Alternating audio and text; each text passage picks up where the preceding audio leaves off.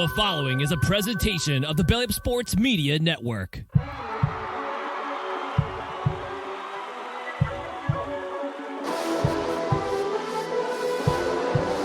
ball sends it over to Edward Robles. Go! InsertName FC!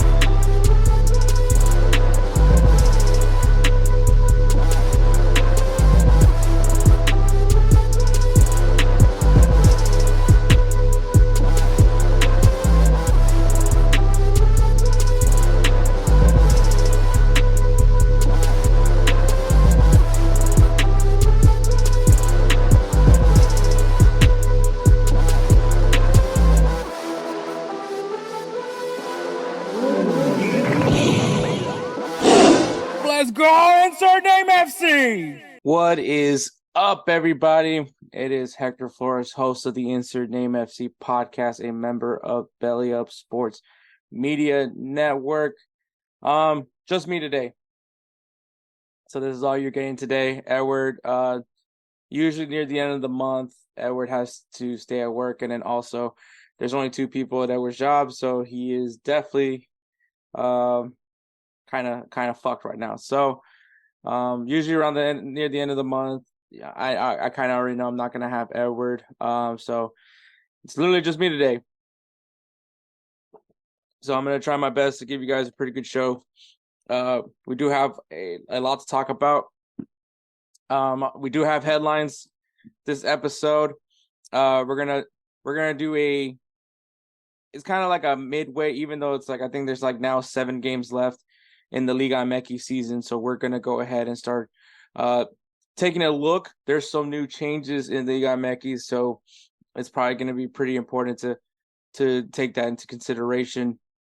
Also to look into it, kind of see who's looking good, who's looking bad, who's leading right now in goal scoring, kind of similar to what we did with the MLS in their halfway point. So we're going to do that as well with Liga MX. Players of the week.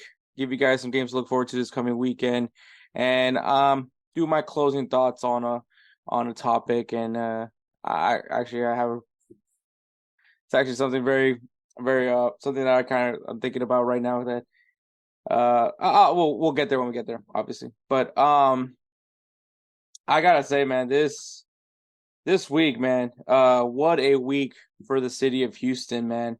Obviously, if you guys don't know, wow, I am really bad with cameras. As you can tell, I'm a Houston Astros fan. Also, apparently, I really love teddy bears.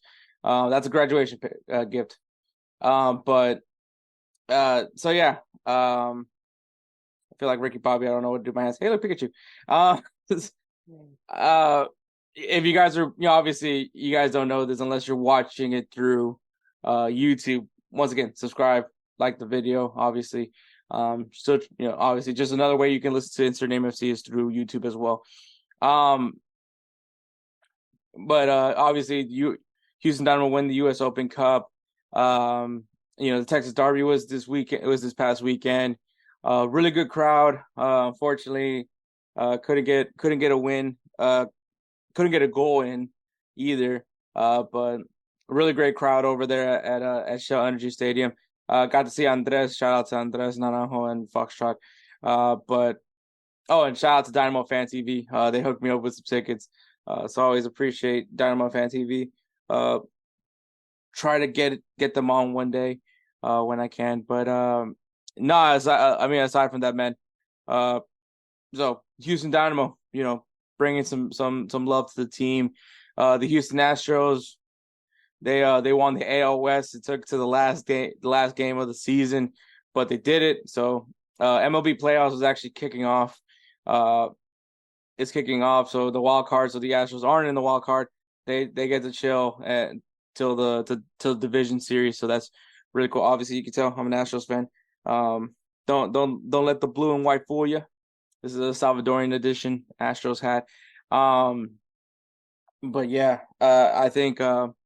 Also, for those that don't believe me, El Salvador. Obviously, if you're on YouTube or on GolzTV, also shout out to GolzTV. But yeah, so like obviously Astros doing their thing, winning the division, back in the playoffs, seven straight. I think it's the longest active streak right now in MLB.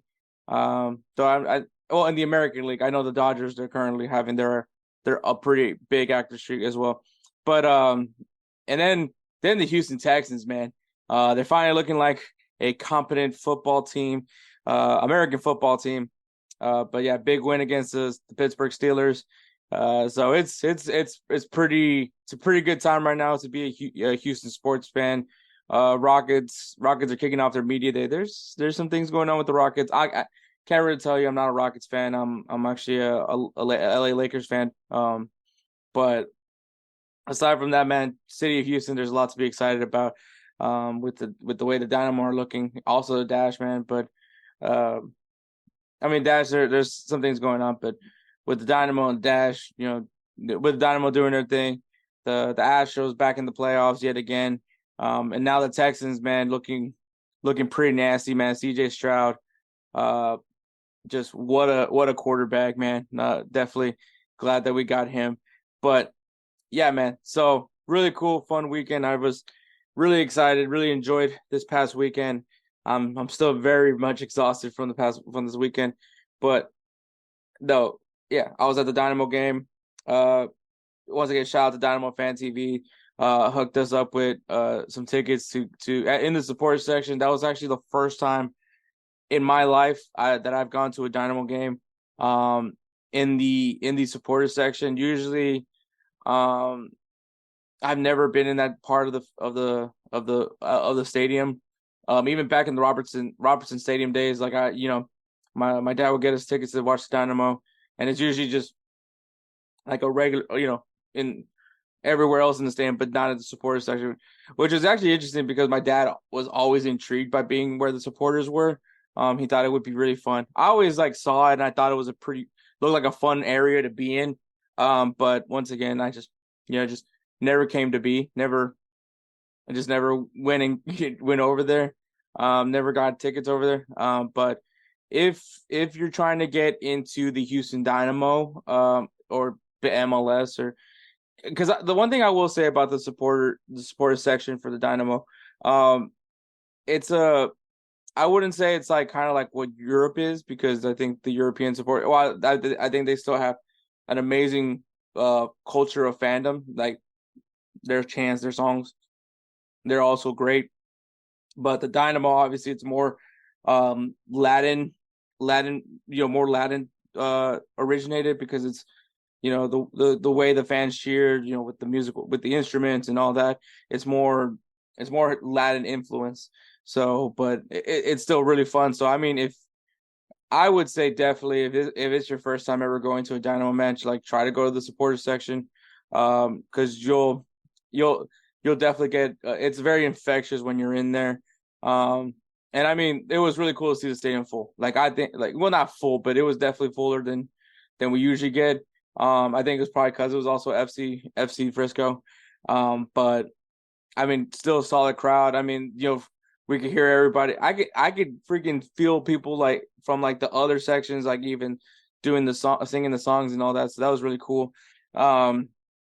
Yeah, overall, great experience. Probably would have been more cooler if there was a win, but hey, beggars can't be choosers, man. What a match. And I guess shout out to Austin FC for winning Copa Tejas. That's your consolation for the season, I guess, because it has not been looking good for Austin. So yeah. But yeah, so a really cool weekend, obviously. Then Sunday, kick back, watch some football. Watch the Astros win the division once again. So all in all, really, really solid weekend. Can't complain at all by any means. So, all right, once again, this episode will feature headlines. We're gonna give you guys kind of a little I guess not a preview, but if you guys haven't been watching Liga MX, the Apertura, we'll take a look into the league and see where everybody's in line. So that way, once we're kind of towards the tail end. Like I said, there's still 7 games left in the season. So we'll see, who can jump in and get into that playoff position. But so if you guys don't follow Liga MX, this is a good chance for you to know who is in what position, and what to look forward to come playoffs for the Apertura in Liga MX. Once again, announce players of the week, and then give you guys some games to look forward to, and then wrap this show up with my closing thoughts on, just because it's just me. But all right, so we're gonna go ahead and take a break, and then we'll get going with overreactions. Oh shoot, I forgot about overreactions, but yeah, we'll get it going with overreactions. Let me tell you guys about BellyUpSports. BellyUpSports is the internet sports bar. Go ahead and check out their website, www.bellyupsports.com, to read some great articles from great writers all across the country, from hockey, baseball, golf, soccer, you name it. BellyUpSports is the premier, not your average website. And we're back. Make sure you guys follow us on Instagram and X at InsertNameFC. Also, follow us on TikTok. We put like little clips from episodes going on. And also every once in a while I'll do like a football career filter or a blind top 10, something like, or if there's any new filters that pop up, maybe I'll do that as well. So make sure you check us out on TikTok at insert.name.fc. So lots of great stuff going there. But obviously also on Instagram and Twitter, if you guys are wanting to vote on our players of the week, you guys get an extra. You guys also get a say on who wins the Roosevelt Spencer's Player of the Year award. So make sure you guys go ahead and follow us once again on Instagram and X at InsertNameFC. And once again, check us out on TikTok at insert.name.fc. So we're trying to push out content for you guys.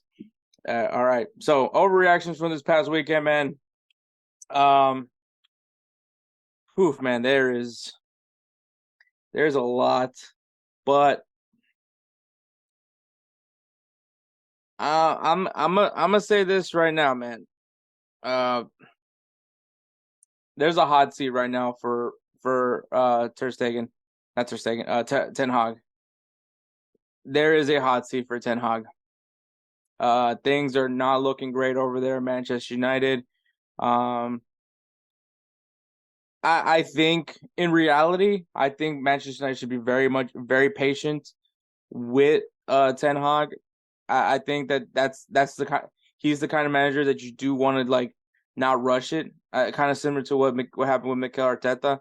But I know Manchester United is a club that honestly has gone so long without seeing success, and it's so separated now from the Sir Alex Ferguson era that like everything just doesn't seem up to par from that time period. But I still think Ten Hag is actually a really good manager. I don't think it's on ownership. I know people want to say like, oh man, Glazers got to sell the team. But at this point, it's on the players, man. Like at the end of the day, the players, I said a lot of shit about Cristiano Ronaldo when he did his interview, with what's his name, and he was talking about how like the players like they don't suffer, which I think maybe his English wasn't good enough to explain what he meant by that, but I think what he's trying to say is like players now they're spoiled, that they don't know what it means to really work hard. And I get where exactly Cristiano Ronaldo meant. Like maybe these guys are a little privileged, and so, but also like Ten Hag he's doing some head scratching things, man. Like what's going on with him and Jadon Sancho? Obviously Anthony, that's a whole other debacle. But you have quality in this team. Like there's good players in this roster, and it doesn't make sense to why they're playing the way they're playing.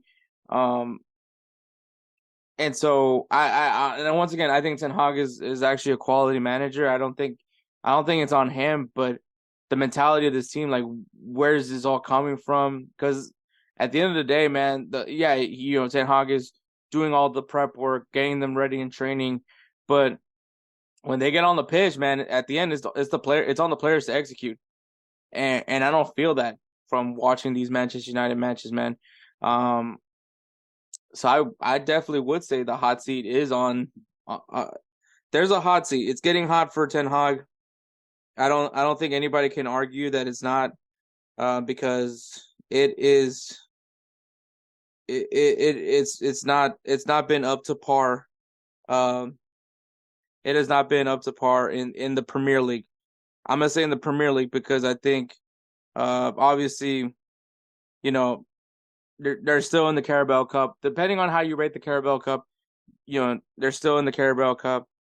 But in their last Premier League matches, obviously they lost to Crystal Palace 1-0. They lost to Brighton 3-1. They lost to Arsenal 3-1. Um, they did beat Nottingham Forest 3-2, but that's the thing, 3-2, right? I think a team like Nottingham, they should be able to handle them. They lost to Tottenham. They beat Wolves 1-0. So there is some concerns, man. There is a lot of concerns right now with Manchester United. And once again, it's still early in the season.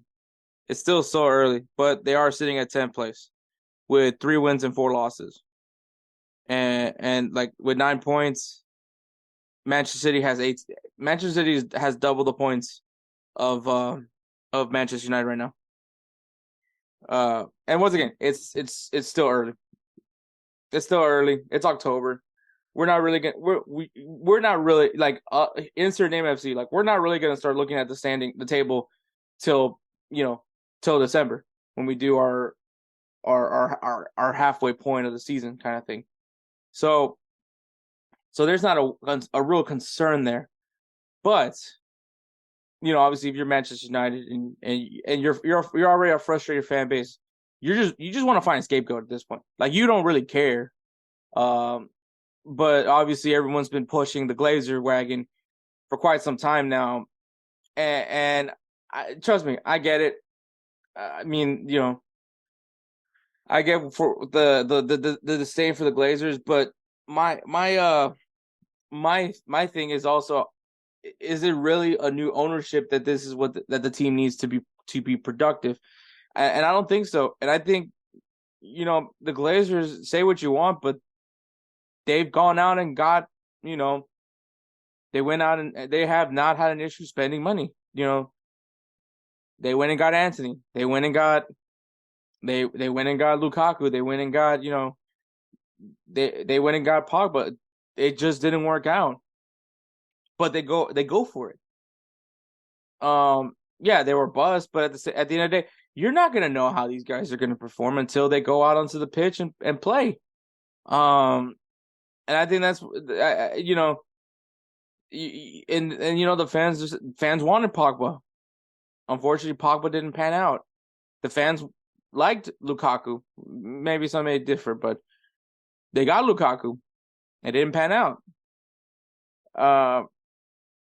You had Jose Mourinho at one point as your manager. You went on and got one of the best managers in the world, right? One of the most decorated managers in the world.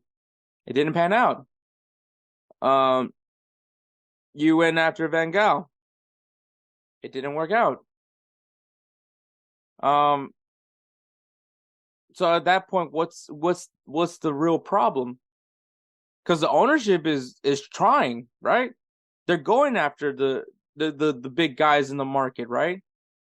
Ten Hag was a big name in the market, right? As an upcoming manager. Like, look what he did with Ajax. Everyone keeps flaunting Ajax to prove a point about Ten Hag. They went after him. They got him. And then Ten Hag starts bringing guys that he feels fits with his system. A lot of Dutch influence, but a lot from the Eredivisie, but still high potential guys. Anthony. Everyone wanted Anthony. Manchester United got him. Lisandro Martinez. Everyone wanted him. They got him. They wanted to solidify their backline. They went after Rafael Varane from Real Madrid. They got him. They needed a solid 6. They got Casemiro. They got him. I don't think you can keep blaming the Glazers. I really don't think you can. Some people might say, yeah, like I'll be happy. Look, we get a new ownership group. That Manchester United gets a new ownership group. We'll see what happens. What's gonna be the difference between their big spending versus the Glazers' big spending? At the once again at the end of it all, the guys are valued at what they're valued. Their market value is their market value, and especially when you're trying to go after them, you gotta kind of pass. Especially when you're competing with multiple clubs, sometimes you have to overpay for somebody. But they've been getting the guys that are kind of valued as high market, right? Ten Hag was somebody that a lot of clubs were very interested in bringing in as a manager. So I think the blaming of the Glazers, while it's a very loaded issue, and even I think that for the sake of Manchester United, they definitely do. The Glazers just need to sell the club to somebody, but I don't think it's on them. I don't think the blame's on them. I don't think the blame's on Ten Hag. I think it's at the end of the day, the players have to execute. That's going to be the issue. The players need to execute. Until then, we're going to keep looking for blame, but I think it is the players. They just have to perform. So that's what we really need to see. So my overreaction is that, I mean, I don't think I think they should just write it out with Ten Hag. I think kind of same thing with Mikel Arteta, but I get it with Manchester United. It is they want success, and they haven't gotten success in quite a long time. And it looked like they were close. They looked like they were so close after last season, but players aren't executing.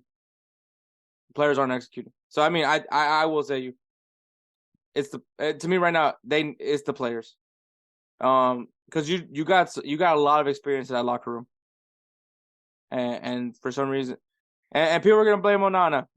I still think Onana is a top goalkeeper. I think that back line has a lot of flaws, aka Harry Maguire. But yeah, I think there is a hot seat for my overreaction is that there is a hot seat for Erik Ten Hag. I don't think it's merited. I see the reason for it. I think that I think in reality, I think Manchester United needs to just write it out with Ten Hag and let him steer the ship. Kind of same thing with Liverpool, what they did with Klopp. Same thing that Arsenal did with Arteta. Like, you just gotta write it out with these guys. Let them build the team in what they envision, and see if it flourishes or not. So, because I can tell you, man, there was a point when Arsenal with Arteta, I wasn't sure if he was the guy. I was not sure, and obviously now he's definitely proved me wrong. So I'll say that. I think honestly, I would ride with Ten Hag, but I know the seat is very much hot at Manchester United. But all right, headlines, man, headlines. All right, we're gonna kick things off with Sweatgate. So if you guys don't know, Aston Villa is planning on terminating their contract with Castore. Castore is a apparel company, kind of similar to well, I wouldn't say it's similar to Adidas because Adidas also does shoes, but Castore, I don't want to say Umbro either. Wow, man, dang, everybody's got a shoe now. Okay, similar to, fuck, no, I can't use that one either. I know there's a brand out there. Lotto. I'm just gonna say Lotto. I don't think that exists anymore. But Lotto, where they just make apparel, they just make clothing. So Aston Villa is terminating their contract with Castore because there's been a lot of complaints about the kits this year. That obviously when they're playing, it gets very wet, and the jersey basically just attaches to your body. So, and obviously this is more so for guys that sweat profusely, which is also something that's very common to happen when you're playing football, soccer, I guess, for the people that don't like to call it football. But so because and obviously the English Premier League, Aston Villa, have been playing, obviously because the English Premier League has been going. So they've been raising their concerns about the jerseys already, and coming up is the Women's Super League, or I think it's already started. The Women's Super League, and so obviously if you start sweating, the jersey's attached to your skin. People see things. Obviously, there's some men out there that are very much infatuated with a certain Swiss player that plays with Aston Villa. But yeah, it's not a good look for Castore. It's not a good look in general. Obviously, when you're wearing jerseys, one of the things that you would hope for it to be able to do is help alleviate with the sweat part. That's why you have that material, because it's not bad when you sweat versus a cotton shirt. But now that it has that feature, it's a pretty rough one. But I've heard of a lot of complaints about Castore. This isn't the first time that Castore was terminated with a contract by an English Premier League team. Actually, Newcastle United is a team that is also going through that as well. So that's a really interesting thing to me. But I would figure that like the reason why it's even more of a bigger issue is for the fact that that there is a women's team, and obviously there's going to be players that are probably not looking forward to wearing that jersey come game time. And so yeah, it's something that I'm intrigued by, just not for horny reasons, but I'm intrigued by just to see like what happens with the reputation of Castore, because there's a lot of clubs that use their shirts, that use their apparel. I believe Sevilla is also one of them. So it's going to be intriguing to see like how many more other clubs choose to end their contract with Castore, for that concern. So Sweatgate, that is in fact a thing. The second headline is the Barcelona bribery scandal. So it has come out that, actually, I think we touched up on this a few episodes ago, but Barcelona is currently under investigation for bribery. So it said that that Barcelona essentially has spent more than 7 million euros paying former vice president of the referee association for Spain, Jose Maria Enriquez Negria, in quite a time span. But they're kind of doing investigations on bribery and things of that nature. I'm gonna tell you, man.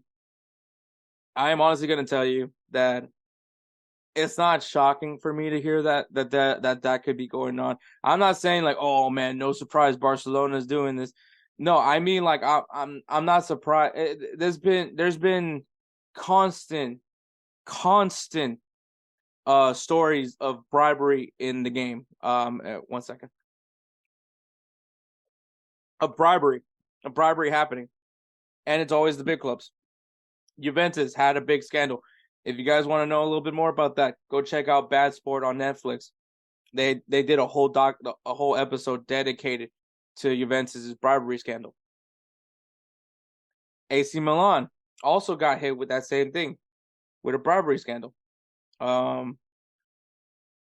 It's not common. It's what these clubs do. They want to get an edge, and it's like you watch these matches and you're just like, there's no fucking way. There's got to, like, these referees are making so many one-sided calls. Like the refs are only calling for this team, and so Barcelona got caught. That's really what it was. It's not that I think Barcelona is just as guilty as every other club that does it. I think there's a lot of clubs that do it. I'm not going to be shocked if one day we find out that Manchester City does it. I'm not going to be surprised if Arsenal does it. I'm not going to be surprised if AC Milan, Juventus does it. Keep doing. Inter Milan does it. I wouldn't be surprised if PSG does it. I wouldn't be surprised if Bayern Munich doesn't. Because obviously the clubs with the big money would try to do it because they have the resources for it, right? And that includes Real Madrid. I wouldn't be shocked. I wouldn't be shocked of the slightest if it came out that all the big clubs in the Champions League have done some sort of bribery. But Barcelona got caught. That's the difference. It's like kind of similar to like the Astros cheating scandal, right? For those of you who don't watch baseball or don't follow baseball, in 2017 the Astros got caught doing a cheating scandal which involved a camera at center field to find out the pitches that were being thrown. So obviously, if you guys don't know catchers, they do a bunch of hand signals to indicate what pitch they want the pitcher to throw. And the Astros were able to use a camera from center field, a live feed, and they were able to figure out what hand signal meant what pitch. And so what then they would do is they would relay that message to the batter by hitting a trash can. And so obviously the Astros got caught because they had a disgruntled player who decided to snitch on them. It was in an article in The Athletic. And then obviously after that they got shunned by the entire league. People still to this day are still angry about the 2017 cheating scandal. And my reaction to it is, frankly, yeah, it sucks they cheated. Obviously, they're my favorite baseball team. As a matter of fact, I have a World Series ring from that year. I worked for the Astros in 2017. But fuck off. But the reason why I really am not like, oh my God, give them back the World Series trophy is because I know for a fact that a lot of teams do this. Maybe not banging a trash can level, but everyone has their own way of doing that same thing, which is electronically stealing signs. Everyone has some sort of system. It is, and it's not so like kind of similar to with this bribery scandal. This might be a little bit more heinous because obviously you're having referees who are supposed to be officiating these matches unbiased, and you're paying them to be biased. So maybe this is a little bit more egregious, but at the end of the day, it's still some form of cheating, right? And it may not win you matches, and like bribing the referee isn't going to guarantee you winning a match, right? Because sometimes there's teams that perform despite what the referee is doing, right? So like the referee can't remove a goal, right? If they score a goal, they score a goal, right? So I mean, maybe a bullshit offside, but now with VAR, well, I know recently for Liverpool, probably don't want to hear about VAR, but now with VAR, like there's a checks and balance, some level of checks and balance, where it's kind of, it's not as easy to take a goal away from somebody. You know what I mean? And then sometimes if it's a clean goal, it's a clean goal. So bribery may not necessarily secure a win.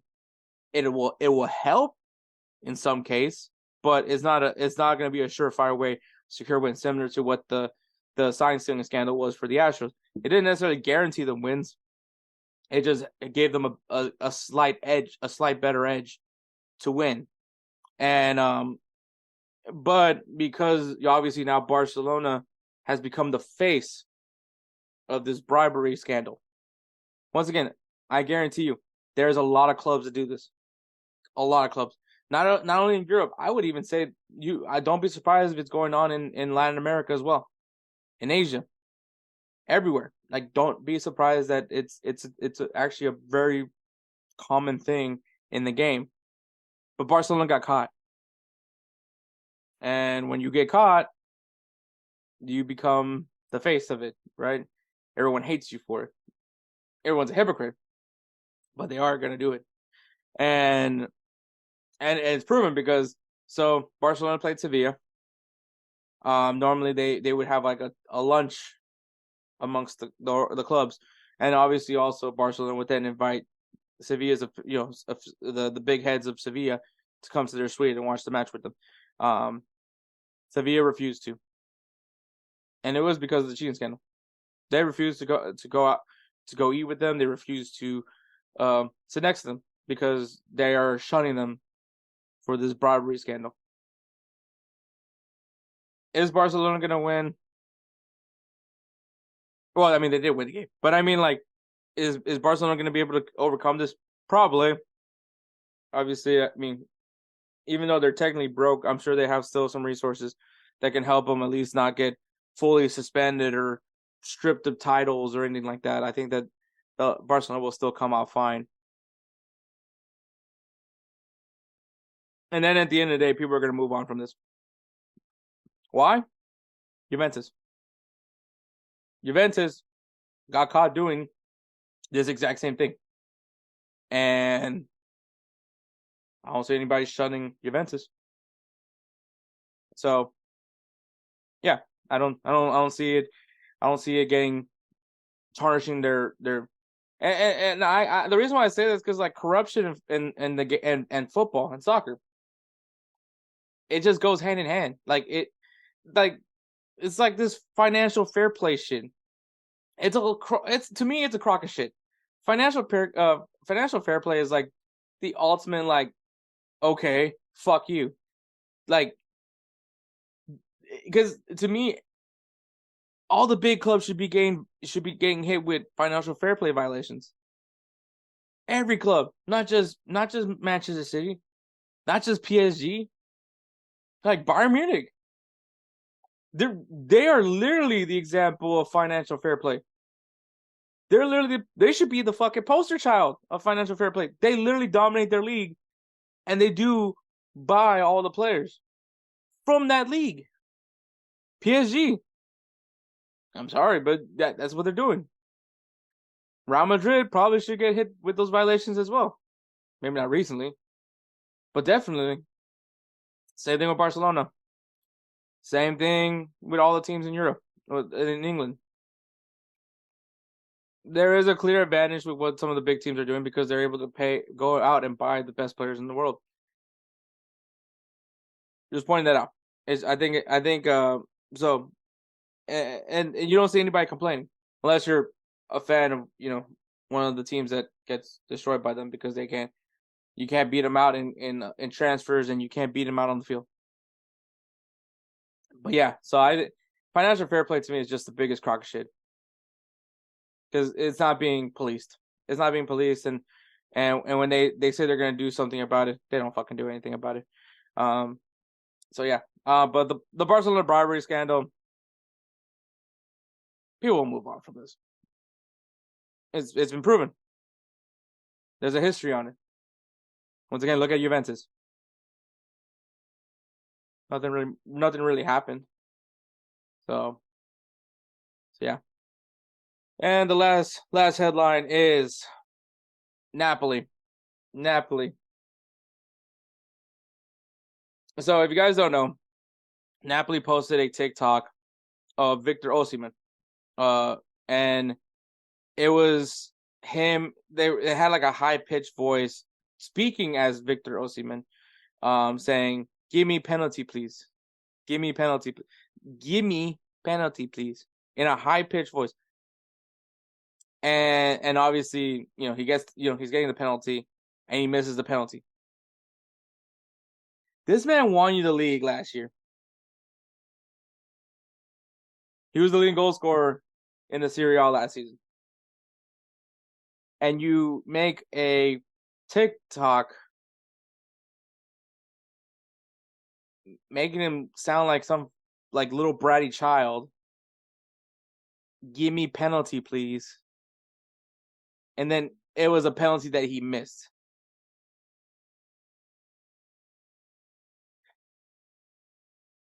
I mentioned this a lot on InsertName FC. Like, one of the big issues that I have with this world, especially now,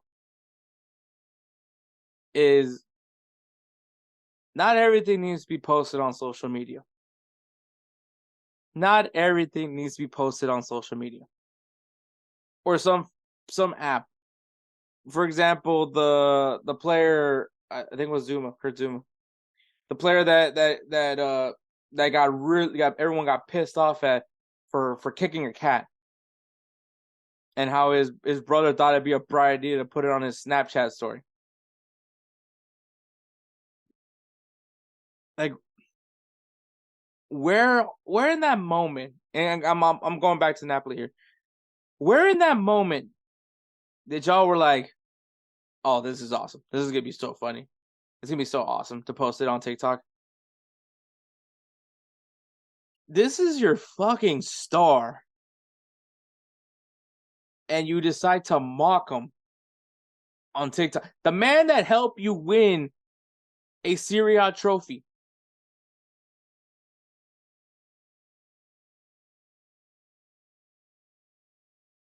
I'm so dumbfounded by this. That social media person, the social media coordinator or manager, the whole social media team should be fired. Because this led to such a chain of events that is ridiculous. Because Nigeria got involved. The government of Nigeria, because obviously Victor Osimhen is Nigerian, they were pissed. Because obviously Victor Osimhen, he's making the country proud, the country of Nigeria proud.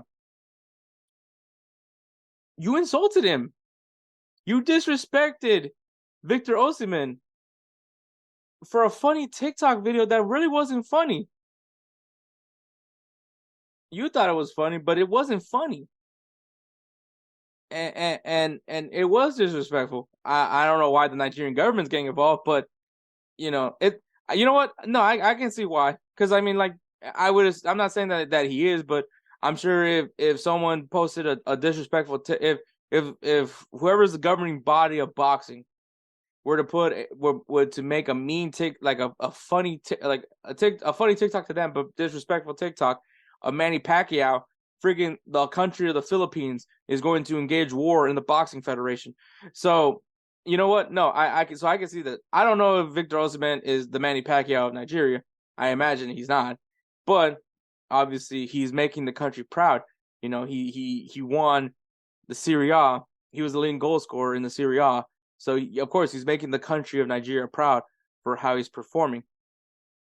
And Victor Osimhen, obviously, he makes this decision at a young age to go move to Italy and play for Napoli. Go move to Naples. And I mean, had an amazing season last year, right? Leading goal scorer in the Serie A, wins the Serie A with Napoli. Me, Edward, and Kelsey, we all expected that he was going to make a big move to some big club in Europe. You know, Chelsea was a team that was being listed for him. Now I'm hoping Real Madrid gets him. And obviously he still has that sentimental value towards the city. And he still loves the club because obviously it gave him his shot, his opportunity. But if I was Victor Osimhen, in which I mean he did, I'm full support of Victor Osimhen because fuck this club. He was coming in for training, dabbed up the team manager, and then just kept walking. Then didn't acknowledge his teammates, just walked up, got to work. And I believe he actually scored a goal in his last game. Don't quote me on it, but I think he performed very well in his last game. I just don't watch Napoli. But like at the end of the day, he's over here being the bigger man. And y'all made a TikTok about this guy? Bro, I guarantee you, to me, that's first of all, the person that was making the video, I don't know where they didn't have that moment where I probably shouldn't do this. And then I assume that you're supposed to show this then to the social media manager for them to do the final approval before you post it on social media. And they looked at it and was like, yeah, that's good, let's go. This is Victor Osimhen.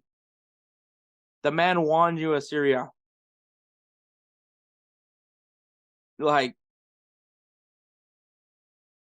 yeah, I'm just like, this makes no fucking sense to me.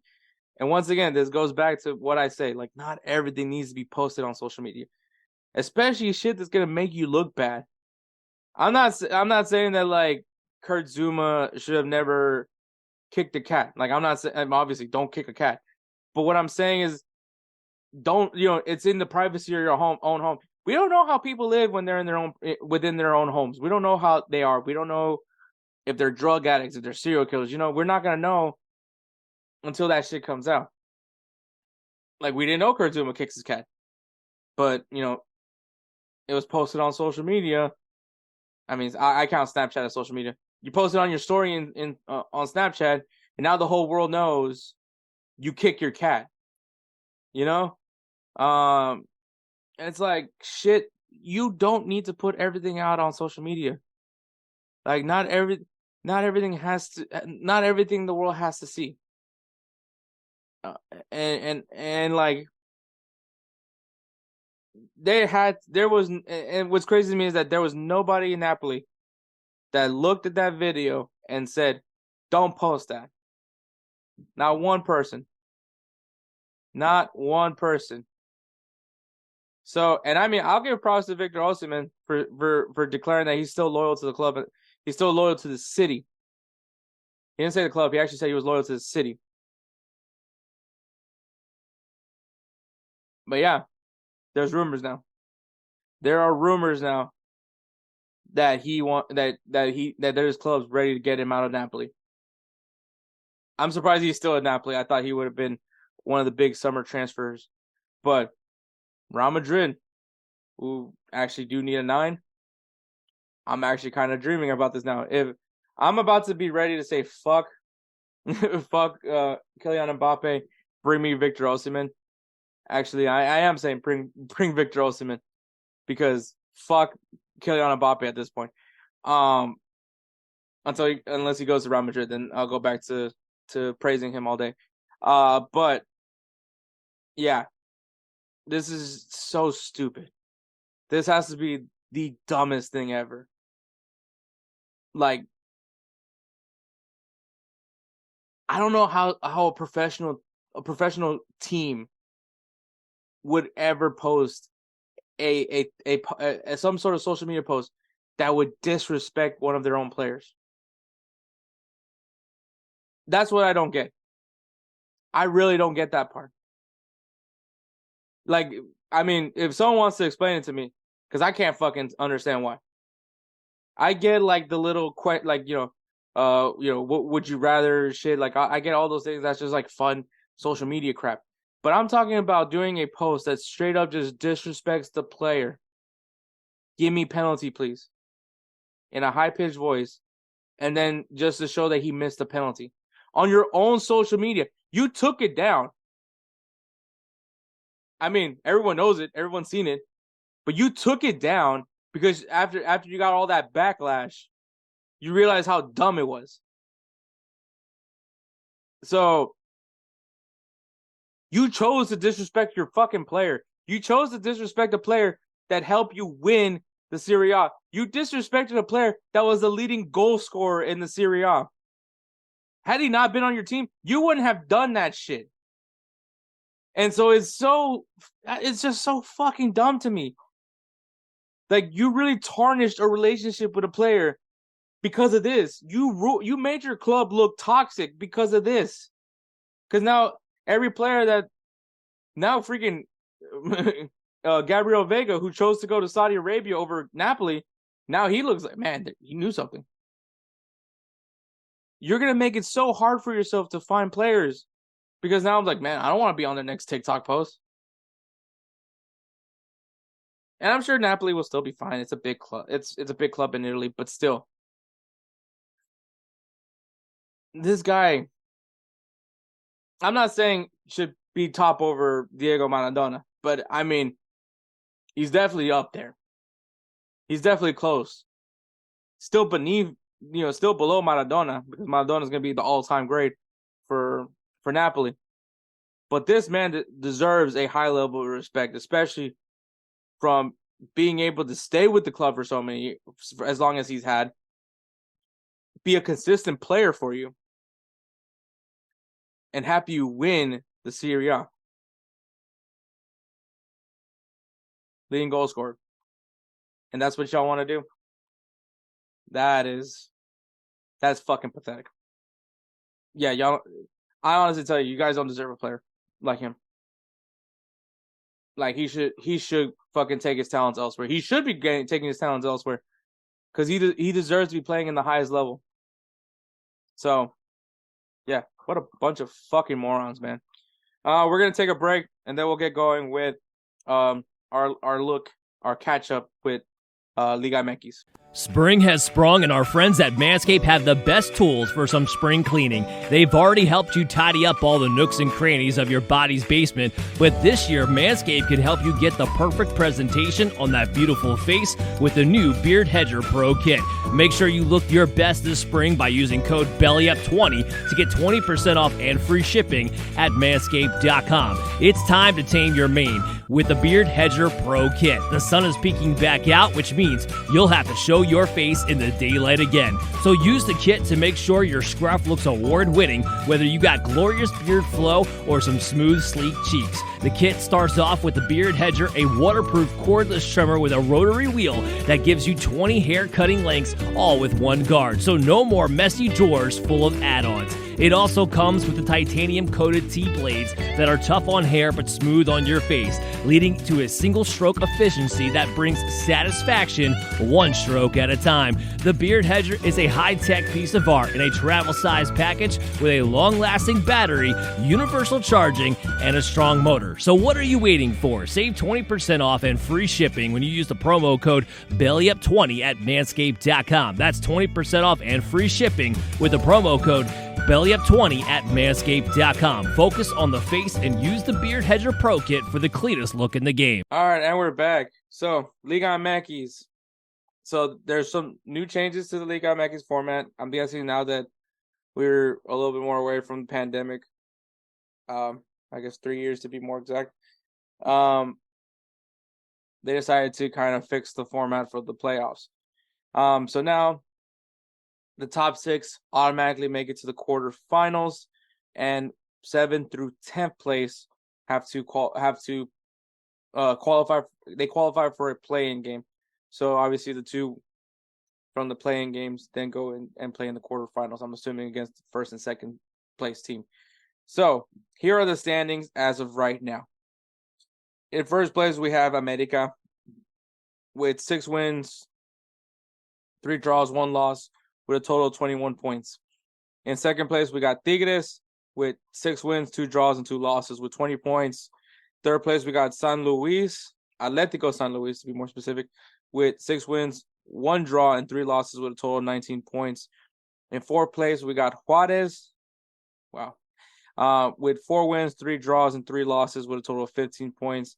And in fifth place, we have Atlas with 4 wins, 3 draws, and 3 losses with 15 points as well.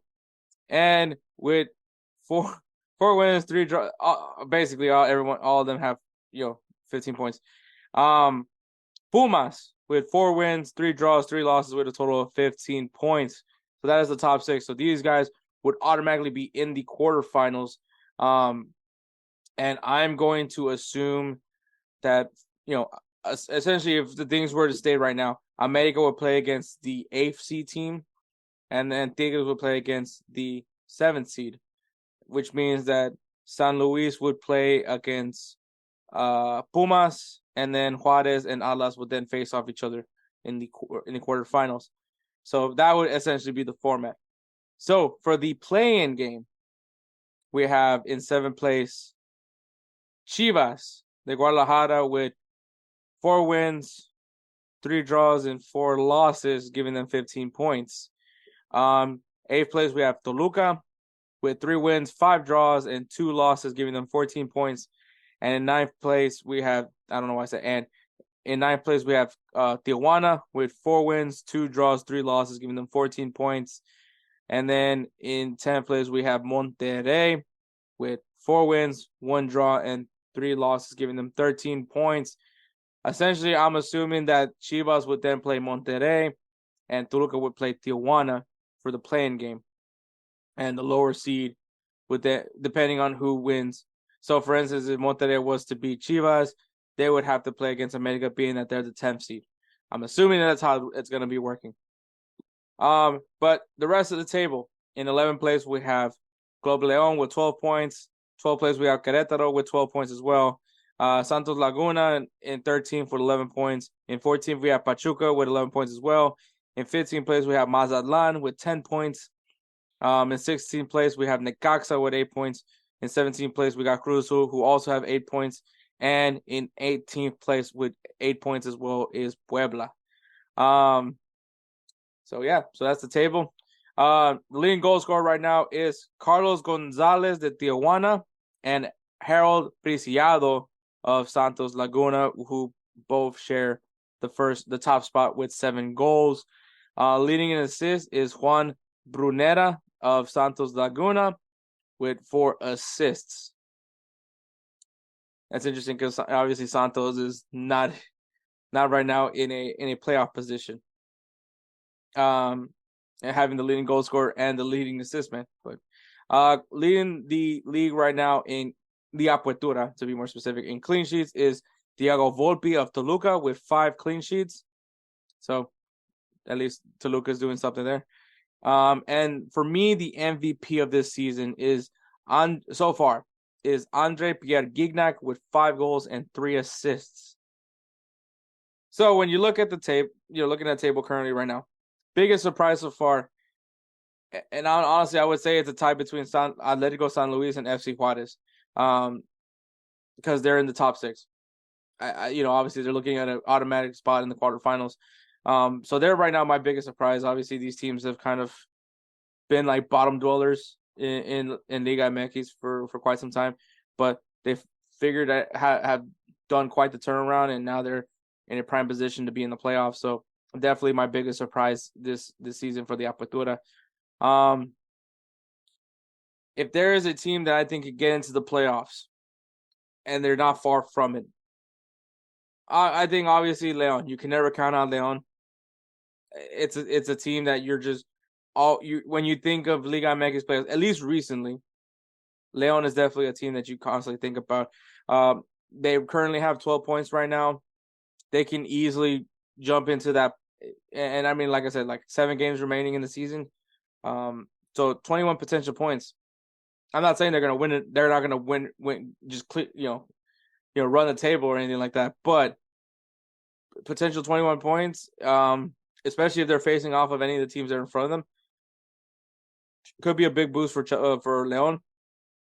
So I would definitely say don't sleep on León. I think they could definitely make a strong push to get into a playoff position. At least that's where I'm at. Favorite to win the Apertura, I'm gonna go with Tigres, man. I know I usually pick America, but Tigres is always such a solid team in my opinion, and I should look at. I mean, Gignac still doing it, man. I'm pretty sure he's definitely closer to 40 now. I don't think he's 40, but he's definitely pushing it though. I believe he's the same age probably almost the same age as Giroud. But, I mean, he's still being effective, man. 5 goals and 3 assists. And some of y'all might not think that's a lot, but, I mean, we are talking about 17 games, for because remember, they play half seasons. So, the Apertura, and then they play the Clausura. So, opening and closing seasons. So, honestly, I think that, it wouldn't be that far-fetched of an idea for Tigres to be on it. And I think, once again, Gignac still being the beast that he is, Tigres has always been able to get players. Obviously, they recently got Marcelo Flores.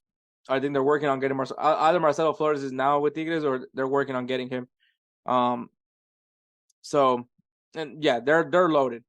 So I would not sleep on Tigres. I think they could definitely win the Apertura, and I mean they did win the Clausura recently, and they did win the Campeones Cup. So, Tigres is definitely a team to keep an eye on. So, so if you guys haven't been watching Liga MX, well, there's the table. If you guys want to go ahead and check it out, I will tell you, man.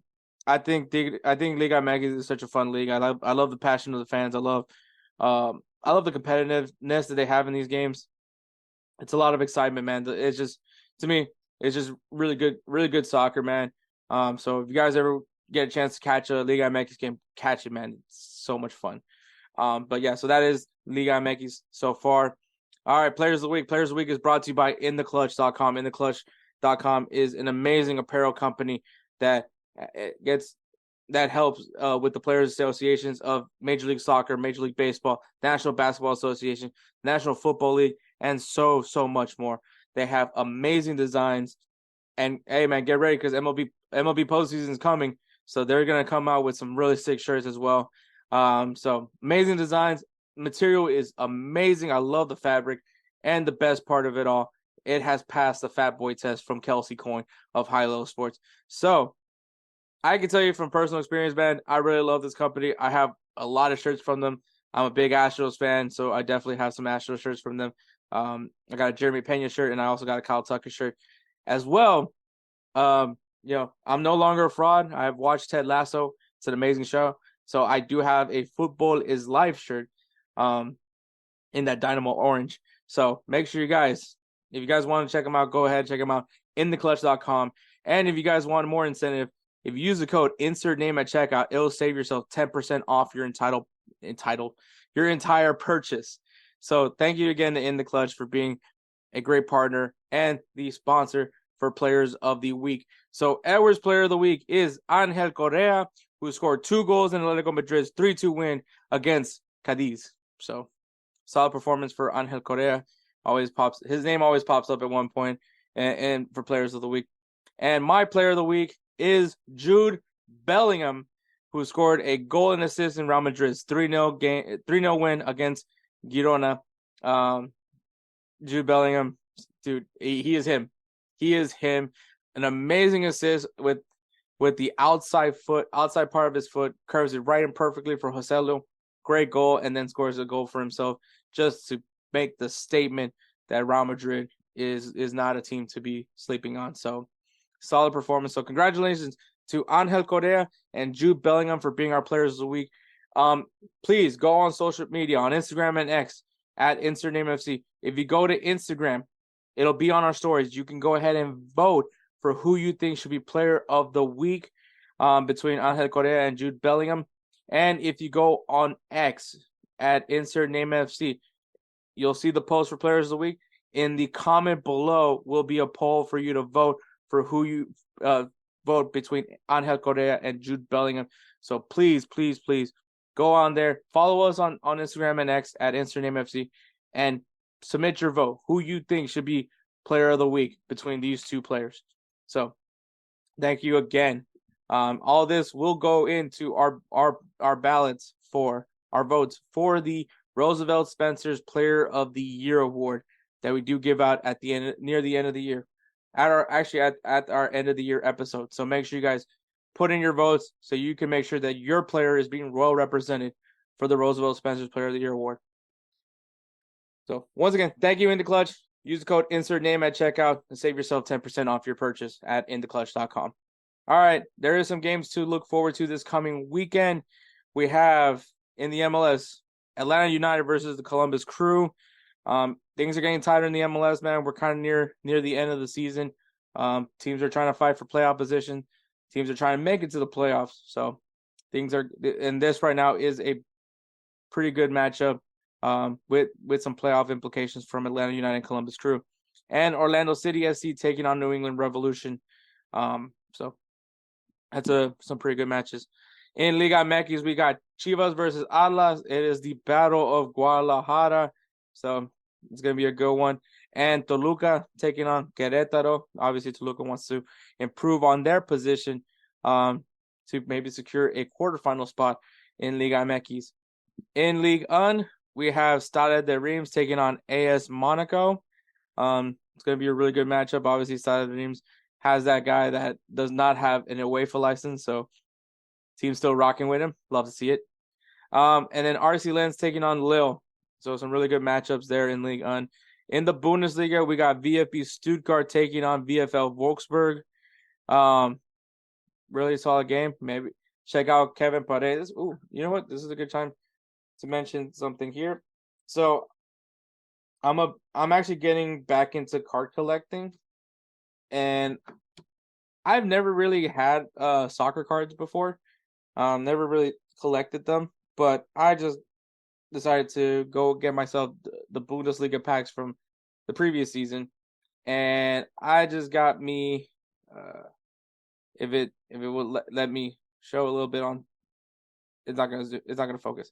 Anyways, obviously if you're watching this on YouTube, but I got a Kevin Paredes card in the packs that I got. It is also a 172 of 230. So, it's a really cool card. Kevin Paredes, I think there's a lot of potential there for him, especially with the U.S. men's national team. So, pretty cool to have his card right there. But go ahead and check him. Maybe get a gander at him over at Wolfsburg this weekend. And Borussia Dortmund taking on Union Berlin is also going to be a pretty good one to watch there in the Bundesliga. In the Serie A, we got Juventus versus Torino, the Battle of Turin.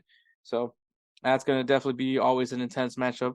And Napoli, let's see how things are going between them and Victor Osimhen as they take on Fiorentina. That's in the Serie A. And in La Liga, we have Atletico Madrid taking on Real Sociedad. It's all about improving your positioning right now.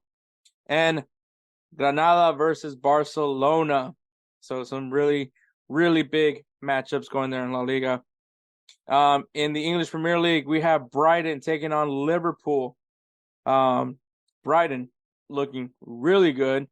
Liverpool, man, they're looking nice. I mean, they got fucked over last match, as they, thanks to VAR. So we'll see if they can bounce back. And because I really thought Liverpool was the better team on the field, but we'll see what happens there. And we do have another singing bet matchup as Arsenal will take on Manchester City. So me and Spencer. So we'll see if I can get some revenge, or if Spencer's gonna continue to wreak havoc in the English Premier League side with his club Manchester City. So those are games to go look forward to. Obviously, there's a lot of soccer going on, but if you guys want a good beginner's guide, this is definitely it. So we'll go ahead and take one more break, and then we'll wrap this show up with my closing thoughts. Hey everyone, it's Ryan from No Credentials Required to talk to you about one of our newest partners at BellyUpSports, SeatGeek. Yeah, live sports is great on television, but the feeling of being at the arena is a priceless experience. That's why our friends at SeatGeek are there to help you find the best tickets at the best prices. Not only can you get tickets to sporting events, but you can also get tickets to concerts, comedy shows, musicals, and more. Search for your desired event now at SeatGeek.com, enter promo code BellyUpSports at checkout, and you save $20 off your first purchase. SeatGeek. Life's an event. We have the tickets. And we're back. All right. So my closing thoughts for this episode is, so I've had friends that I've always tried to be supportive for, and these past couple of days have been no exception. So I have a old college classmate of mine that participated in a reality show on Netflix. I guess a pretty popular one because it's in its 5th season. And that is the show Love is Blind. And while he didn't really... So, he said, am I going to watch it? I'm going to tell you something a little bit about myself. I hate trashy reality shows, which is usually the relationship one. The ones that are like, a bunch of singles come together and, try and find love. And, so I really hate those reality shows. I'm trying to figure out, like, if there is really a reality show that I like. I really don't count it, but, like, cooking shit. Probably like the cooking competitions, but once again, I really don't consider that a reality show. It's a competition show, at least in my opinion. So maybe I just don't like reality shows. I never really got into Big Brother. Real World. Okay, I liked Real World. But then I didn't really care too much for Real World. I cared more about, like, Real World World Rules Challenge when they started doing those competitions. I guess I like competition shows more than anything. But so Love is Blind. So if you guys have never watched Love is Blind, I pity you, because I envy you, because I wish I didn't have to watch it. But So, essentially Love is Blind, which I think is the concept, at least the concept is somewhat intriguing.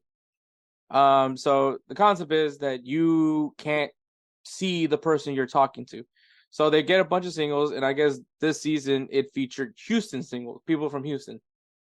And so, the concept is obviously the men all are on one side of wherever the hell this place is at, and on the other side it's all women. And so you go into this pod, and in the pod, there's you and the other person, but you can't see each other. You're just talking to this person. You can't see how they look. You're just getting to know the person and liking the person for who they are, how they talk, how they interact, what their interests are, which in reality is probably how dating is supposed to be. Not the blind part, but essentially getting to know the person for who they are. And and obviously as you continue with the experiment, you continue talking to the person, you keep talking to them, get to know them a little bit more. And at some point you have to decide if you want to propose to this person. So, and I'm assuming this is like a matter of days. So in a matter of days of getting to know a person, you have to decide if I love this person, and then have to decide, am I prepared to commit to them? I don't know why I said commit myself. Commit to them as husband and wife. And I think that is such a very, very dumb idea, because of the fact that, like, we're talking about marriage. We're not talking about like dating somebody. We're not talking about boyfriend and girlfriend. We're talking about, we're gonna skip all that shit and go right into getting married. That to me sounds stupid. All right. But anyway, but my friend's participating in, so I had to watch it. And so I watched, and so Netflix, fuck you, Netflix, by the way. Fuck you, because you had to. When Love is Blind when this new season came out, you can only watch 4 episodes. So you watch 4 episodes, right? And this is like them in the pods where they're meeting people and talking to people and all that shit. So, and then after that, the new episodes didn't drop till September 29th. I know, because I had to fucking wait till that time. For another couple of episodes to drop. And now, so it's like the segments of the experiments. So the first part is obviously in the pods, you're talking to people, getting to know the people. And then the next round are for the people that ended up finding that person that they want to marry. And so they go to Cancun for some, little getaway. And then after that, they go back to Houston. They live together. They start learning about how the other side lives and all that bullshit. They meet the families, meet friends. And then, so that was that part, that chunk of the episode. Now I have to wait for a little longer for the new episodes to come out, which I feel like it's the conclusion where we start seeing who's actually going to get married. Because that shit actually, it dwindles down as we go. Because so in the first part of the 5th season, you have this one couple that's a firefighter and a teacher, and they're actually the first ones to get to say to get engaged. They go to Cancun, and the guy just doesn't talk to her. He just doesn't talk. And if people are trying to say, well, is she ugly or anything like that? No, I honestly thought she was very beautiful. She's my type of gal. I will honestly tell you that right now. She would be my type of gal. She was pretty, nice, kind, and she was a teacher. So I mean, obviously, she has to have some level of patience. But the dude just didn't talk, and I mean, I'm assuming the guy's just an awkward guy. I'm just gonna assume that, because he didn't really know how to answer questions. And I think it's so different because obviously when you're in the pods, all you can do is talk. So you have to talk. You can't look at the person. You can't feel the person, and blah, blah, blah, all that bullshit. But yeah. So I thought that they would be the ones that end up working out, especially from the pods. But then, like, obviously they get to Mexico, and she finds out this guy's pretty fucking dull. And so it didn't work out. They actually didn't go back to Houston together. They actually ended up splitting. because he ends up saying some bullshit like, oh, I didn't like to try makeup on, which by far I have to say is the dumbest fucking thing I ever heard in my life. Because I'm not saying that all women wear makeup, and I've met some women that don't wear makeup, but I feel like majority of the women I've met, once again, there's probably some women. Actually, my mom is one of those people that doesn't really wear makeup, but there's more women that I know that wear makeup. And I'm not saying every single fucking day. I mean, like, obviously for special occasions and shit like that, they, put some makeup on. And there's people, I've known people that put on a good amount of makeup. I know people that put very little makeup. And I'm not here to judge. You look good, you feel good, right? But that apparently that was his excuse as to why he thought she was fake for wearing makeup, which that is by far the dumbest fucking thing I ever heard in my life. By far. I'm not even going to sugarcoat it. That was the dumbest fucking thing I ever heard. I think you're fake because you wear makeup. Bro, get the fuck out of here with that shit. So yeah, I was pulling for the I'm not gonna say their names. If you want to watch the show, if you want. I'm sure I'm giving you guys a raving review of how I think about the show. But yeah, it was just fucking hilarious to me. You can also have a drinking game, because there is there's a person on this show that she likes to mention she's Puerto Rican. So if you want to have a drinking game, just drink every time she says Puerto Rico, because you'll get a good buzz from that. I'm just gonna let you know right now, because she reminds you she's Puerto Rican. But aside from that, I probably should stop watching the show, because my friend was only featured in the beginning. Like in the first episode, he was featured, and after that, I don't ever see him fucking again. But I think at this point, I just want to see how dumb this show continues. I've never watched any of the other seasons of Love is Blind. I don't care to ever watch any of the other seasons of Love is Blind, but I'm going to watch it from start to finish, just because at this point, like, I'm invested, I guess. And for some people that are probably thinking like, why are you like, have you done this before? I actually, as a matter of fact, fun fact, I have actually, because I had a friend that also participated in The Bachelor a while, not that long ago, maybe like a few years ago. She was in The Bachelor. She was one of the women that were going after The Bachelor.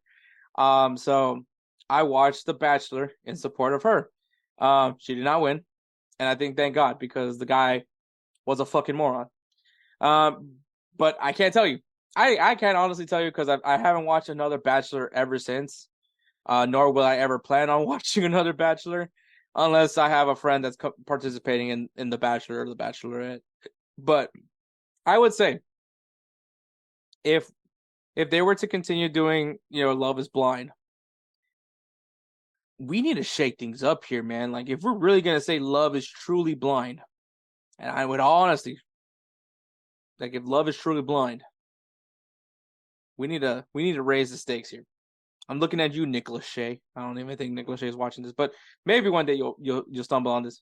If you really want to shake this show up, make it real, put fat people in it. Everybody that was in that show was a lot of hot people, a lot of beautiful people.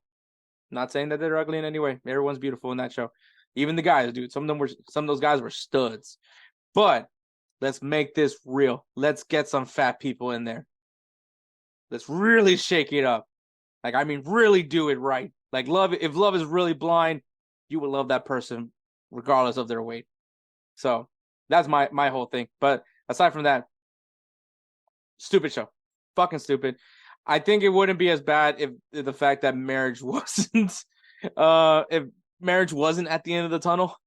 Like, if someone would told me, hey, do you want to participate in a reality show where you meet a bunch of singles, but you can't see them, and at the end you have to decide you want to marry them? You lost me at marriage. And I'm not saying I'm some guy that's like, oh, I'm never going to get married.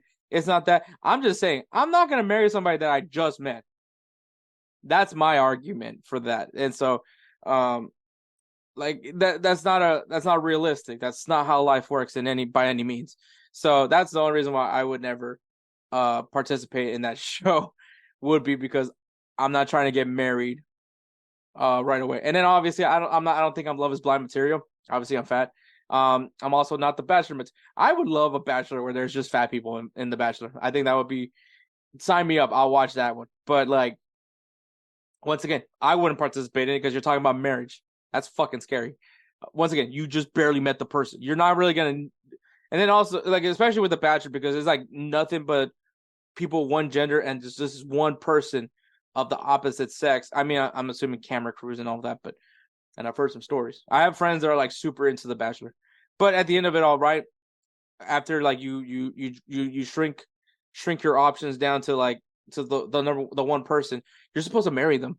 Once again, maybe marry, not that, but maybe like date, boyfriend, girlfriend. Let's do that. Let's keep it slow. I'm not trying to marry someone right the fuck away, dude. That's just fucking insane.